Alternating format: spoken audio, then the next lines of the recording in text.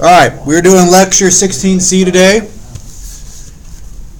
you're just joining us, happy Wednesday. We're going to talk about freedom in the Gilded Age today, and we'll move on from there. This shouldn't be a long lecture. Hopefully we'll be done in about 10-15 minutes. Tomorrow, most likely, I'll post chapter 15 quiz tomorrow, so you'll have access to that, and then chapter 16 on Friday. Remember, we're doing 2 chapters this week to kind of keep up pace where I wanted. Chapter 15 stuff is available. Lecture is already posted on the classroom. Okay, the social problem of the Gilded Age. Debate about the economic change raged classes. You're going to have a very rich class, which is very, very small, less than 1%, and a very large factory, middle to poor class that are doing the bulk of the work. Factory workers complained they were on the brink of poverty. They were working to the extremes. Many believe concentration of wealth was inevitable, but there's also going to be a lot of issues socially what's going on this. And it's also going to raise a question of how can this be impacted or changed. This is also going to be, if you look internationally, this is when Karl Marx is going to write his Communist Manifesto and kind of dive into this question of shared equality and what happens to the rich who don't share and the poor revolting and stuff. It kind of goes into his whole mindset. You can understand it a little bit looking at with these uber rich. And as I alluded to, these people that had millions and millions of dollars, more money than they knew what to do with, were buying villas or manors back in Europe and bringing them to the United States. So the wealth is just unfathomable. It's like if Dalton, you bought a castle in Scotland, tore it down brick by brick, shipped it across the ocean, and rebuilt it on a farm that you own. That's pretty crazy, isn't it? Yeah. That'd be incredible. Now, part of this will be reinforced, this whole structure, by social Darwinism. So you know the story of Darwin, most of you should, on the origin of species, his theory of evolution, right? Well, social Darwinist, or social Darwinism, as it's called, is going to take his premise from nature and apply it to economics or business. And this was the evolution was a natural process in human society as a nature, and government must not interfere. Survival of the fittest. So these are strong companies survive. They will kill out, or they will get rid of the weak companies, weak people in business, meaning the best companies, the strongest will survive. Pretty vicious way to look at it. In nature, the survival of the fittest, that would be like the stronger animals killing off the weak or getting rid of the weak. That's essentially what they were looking at in the market. Pretty skewed view, but that was the reality of this period. Liberty of contracting in the courts, a negative definition of freedom as limited government and an unrestricted free market. Very not much interaction from the government and the market at all. The right of the contract, do not interfere with it, meaning if you agreed to a contract, you had an obligation to honor it. Code of honor. So these business owners, the courts would say if you sign a contract, you must own it, no matter what it was, good or bad. For years, the courts struck down laws regulating economic enterprise, such as an insult to free labor. We saw as an insult to that. That being said, the courts are basically, all the time, they're going to be bought off too. Yes. So then the government limited the people, or no? Well, that's a good question. So the government limited the rights of these workers because they didn't give them any chance or voice to really complain or advocate change. So you're right on that. That's a good question. The government did limit the rights of the workers. That being said, their view was the right of the contract. If these workers knowingly signed a contract for low, crappy pay, they're obligated to pay for it, right? Mm-hmm. So if you go to, here's a good example, modern sense. Let's say you go to a loan shark for $100,000 to buy whatever, do whatever you want, right? The expectation is you're probably going to pay whatever that interest is to that loan shark, right? Which is usually quadruple. Right. Insane, right? You agree to that, and you have to honor it, right? Or, in a more easier sense, you buy a car, you agree to this interest, you pay it. If you don't, they foreclose, they take your car, right? Mm-hmm. That being said, that's the way the courts and the government viewed it. If you agree to this contract, no matter how crazy it is, you must honor it. Now, today, we obviously look at it as that would probably be an unfair contract, and there is stipulations on contracts and stuff you do today. So yeah, freedom in the Gilded Age will be limited. Labor and the Republic. This is our last section from chapter 16. The overwhelming labor question. Now, public debate was divided over party lines, not to be surprising there, between Republicans and Democrats. The Great Railroad Strike, troops fired on strikers, killing 20 workers, burned down the city's railroad yards, destroyed millions of dollars in poverty. This railroad strike is the first of many strikes that will start to come about in this period, and it's devastating. They burn down the rail yards, destroy millions of dollars of property, but you can clearly see people are not happy. This will also help bring military from the south to the cities to the north to defend them, to defend the railroads when people are angry. This is also where I talked about earlier, Karl Marx getting his momentum for the Communist Manifesto, his view of history in the world. He sees the poor revolting and overthrowing the rich. However, if you know American history, that never happens. That being said,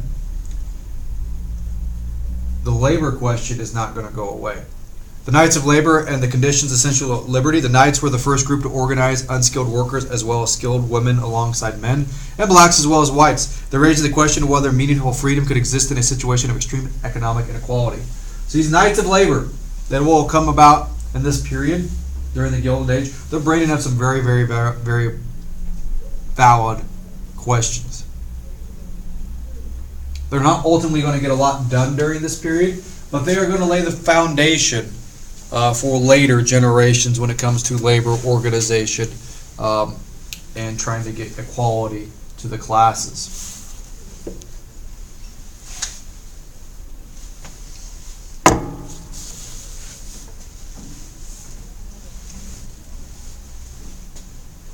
The other thing to remember here is Americans are starting to move to urban cities or urban centers much more rapidly in this period. They're going to find jobs.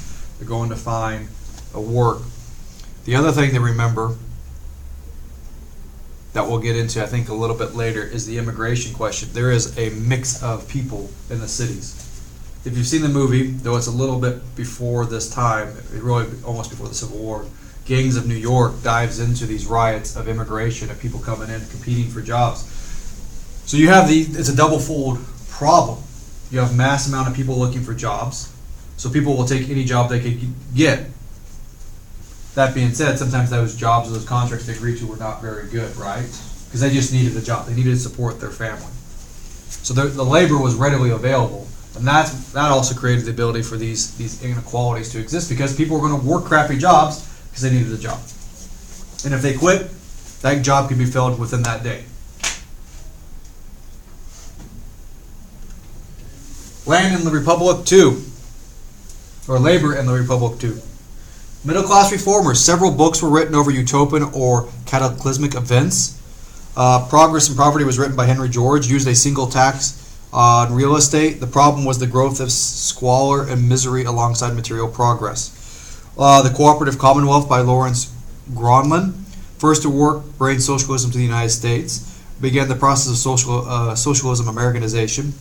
Based on Karl Marx, he believed that the workers would use a peaceful revolution instead of a violent one in the United States. So what you're seeing here, I alluded to just a minute ago, was they want to do some changes, right, to the rich. The Cooperative Commonwealth, Lawrence Gronlund, looks at Karl Marx. Now, the big thing about Karl Marx, he advocates a revolution will come to people that are in peril. Karl Marx says they're going to do it violently. Gronlund said not. He said it's going to be peaceful. It'll be a peaceful change. Looking backward, a guy named Edward Bellamy promoted socialist ideas while ignoring that name. He didn't use socialism. That being said, we start to see this equality or shared prosperity start to come into the middle class reformers. They do not gain a lot of traction. mostly because the rich are able to subdue it, but also as we get into the 20th century, there's going to be a series of reforms that will probably stop or limit these desired changes on a revolution scale. That being said, compromises are made. Now, if compromises aren't made and the country doesn't evolve, you could definitely have seen a revolution at this point. But the fact is, the middle class reformers, or middle class people in general, their lives got better. And it takes a few strong-willed leaders such as Teddy Roosevelt to advocate change. The one thing Karl Marx and these writers or supporters of socialism could not envision was actual reform at the government and rich level, also known as the progressive movement, in which you have changes in workplace environment, wages, hours, etc. They could not have envisioned what would have happened with that.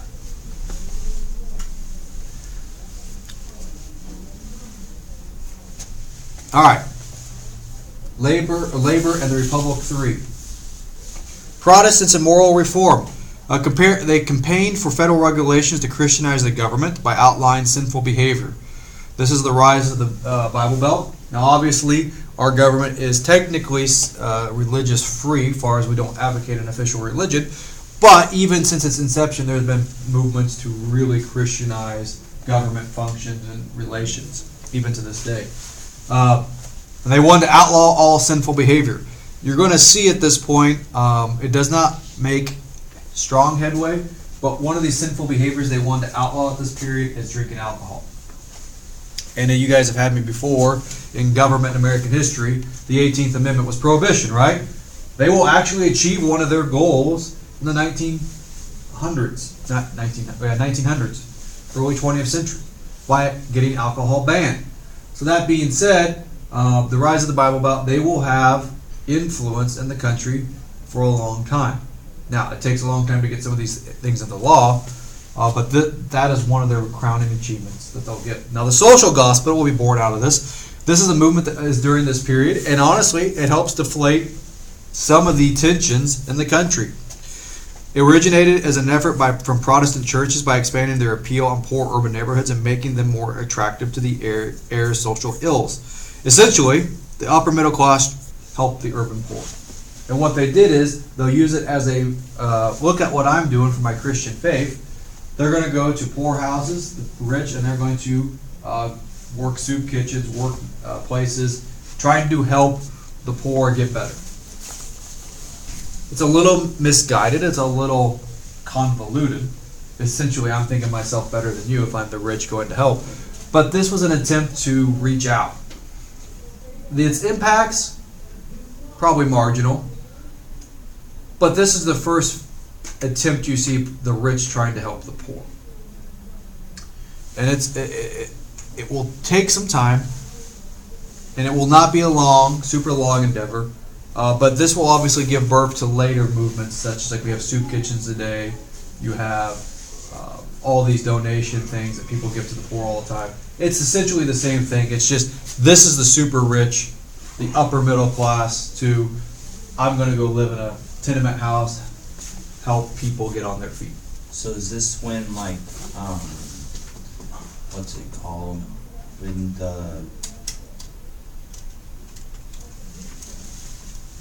the organizations that you donate to, is this when they would be starting around? There might have been a few. I'm not an expert on that. These are mostly done through churches. So these organizations might have their roots in this, but I would say most of this was just done by the church itself. So it'd be like Rockport Baptist Church, Rockport Lutheran Church. They're not going to be like United Way, or the Salvation Army. Salvation Army is old. I don't know exactly when they start, but the idea is the same. It's just they're not there yet.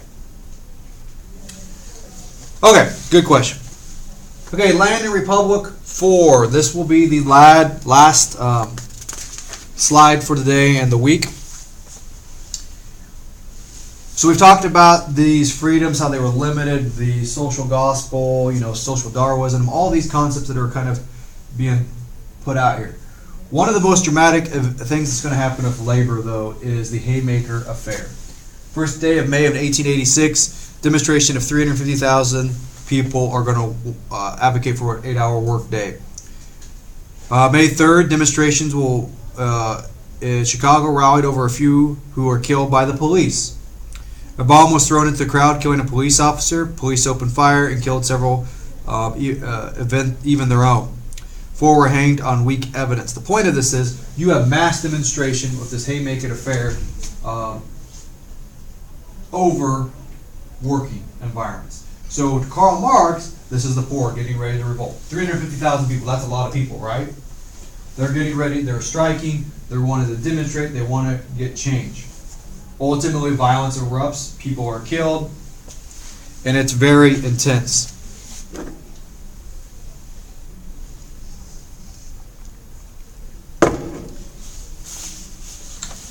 I don't know if I can't remember in my notes if we talk about it. I think we don't. Years past, I've had students watch the Men Who Built America series during this week, and they go through Carnegie, Rockefeller, and their rise. There's another event close to the Haymarket affair is the Homestead Strike of Carnegie Steel, in which several thousand of Carnegie Steel workers strike for several days. So you can see where we're heading with this. Reform is coming, or it's going to be a revolt.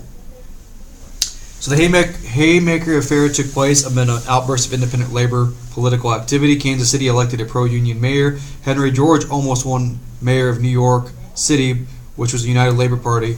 So you can see there's advocates for change for labor coming. It's slow. It's not easy, but change is on the horizon.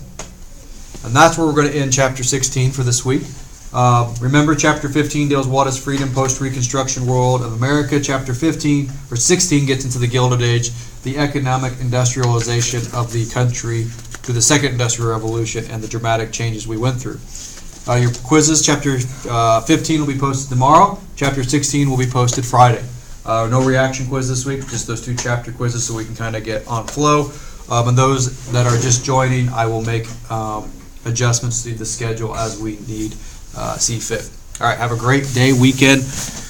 Enjoy the weather. Peace.